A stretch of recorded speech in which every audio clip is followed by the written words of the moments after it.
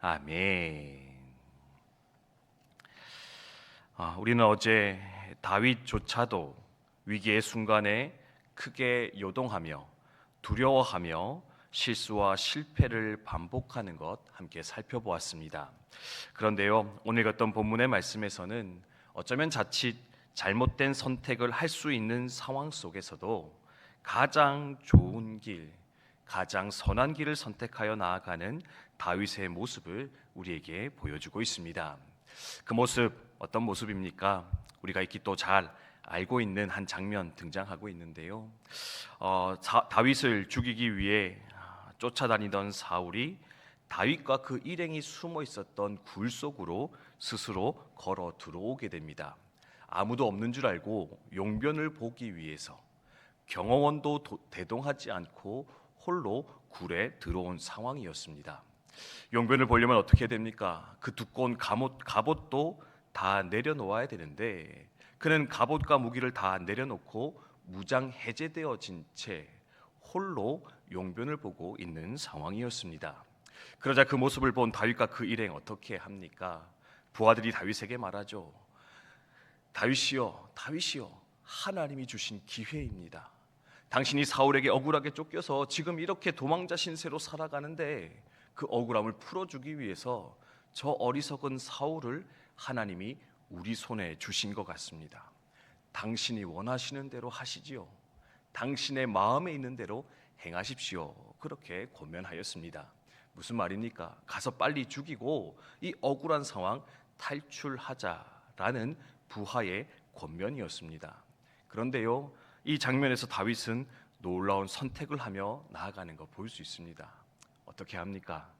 사울 왕을 죽이는 것으로서 이 스토리의 결말을 만들어가는 것이 아니라 그는 조용히 다가가 그의 벗어둔 옷에서 옷자락 하나만을 베어서 돌아온 이후에 그 사울을 살려 자신의 집으로 돌려 보내게 되었더라. 그것이 바로 오늘 읽은 성경의 말씀입니다. 목사님, 그 다윗 좀 어리석은 거 아닙니까?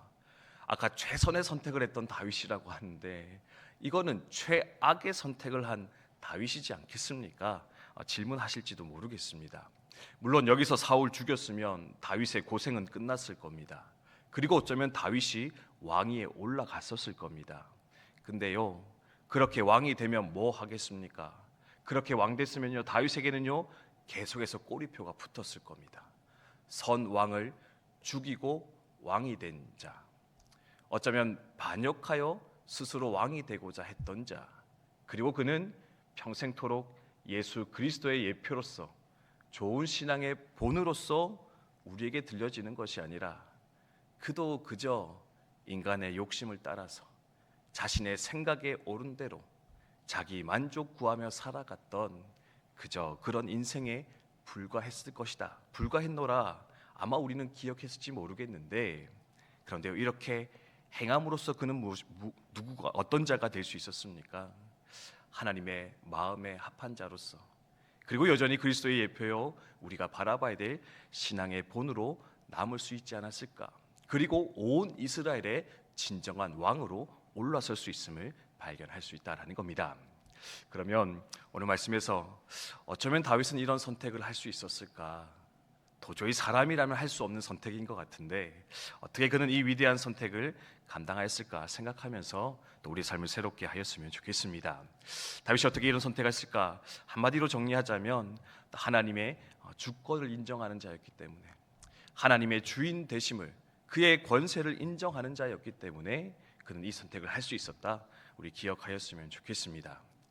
하나님이 다스리십니다. 하나님이 왕이십니다. 하나님께만 권세가 있습니다. 이것을 고백한 자만이 이 선택을 할 수 있지 않았을까 개인적으로 생각을 하는데요, 크게 세 가지 영역에서 그 모습이 등장을 하고 있습니다. 첫 번째는 사울에 대한 하나님의 주권을 인정했던 다윗이었습니다. 오늘 말씀에 보면 6절과 10절에 두 번에 등장하는데요, 그는 하나님께 기름 부음 받은 자입니다. 그는 여호와께서 직접 기름 부어 이 땅의 왕으로 세운 자입니다. 그런 인생을 내가 함부로 해할 수 없습니다. 고백하면서 다윗은 사울을 해하지 않았다 성경 기록을 하고 있습니다. 아무리 지금 나를 괴롭히는 사람이지만, 나의 생명을 위협하는 자지만 어쩌면 더 악한 자라 생각할 수 있지만 그 또한 하나님의 주권 아래 있는 자입니다. 하나님이 통치하는 자입니다. 하나님이 어쩌면 사랑하고 돌보시는 자입니다. 그러니 어찌 내가 그를 함부로 여기겠습니까? 사울을 향한 하나님의 주권을 인정했고요. 두 번째는 무엇이냐? 바로 나를 향한 하나님의 주권, 하나님의 통치하심을 인정하며 나아갔다라는 겁니다. 15절 말씀인데요. 그런즉 여호와께서 재판장이 되어 나와 왕 사이에 심판하사 나의 사정을 살펴 억울함을 풀어주시고 나를 왕의 손에서 건지시기를 원하나이다 하니라. 아멘. 뭐라 말합니까? 하나님이 나의 사정도 돌보시고 내 삶의 재판장도 되어 주실 겁니다. 내 나아가는 이 걸음이 내가 해결하고 헤쳐갈 것이 아니라 하나님이 판단하셔서 내 걸음도 선하게 인도하실 것인데, 그러니 여기서 나는 내 생각에 옳은 대로 행하는 것이 아니라 하나님의 주권을 인정하며 이 상황을 하나님께 내어드리겠습니다. 인정하는 것을 볼 수 있습니다. 마지막 세 번째는 뭐냐? 원수 갚는 것은 하나님의 손에 있습니다. 성경에 끊임없이 제시된 것이 무엇입니까? 원수 갚는 것은 인간이 하는 것이 아니라 하나님이 하시는 것입니다. 그래서 12절의 말씀에 보면 여호와께서는 나와 왕 사이를 판단하사 여호와께서 나를 위하여 왕에게 보복하시려니와 내 손으로는 왕을 해하지 않겠나이다.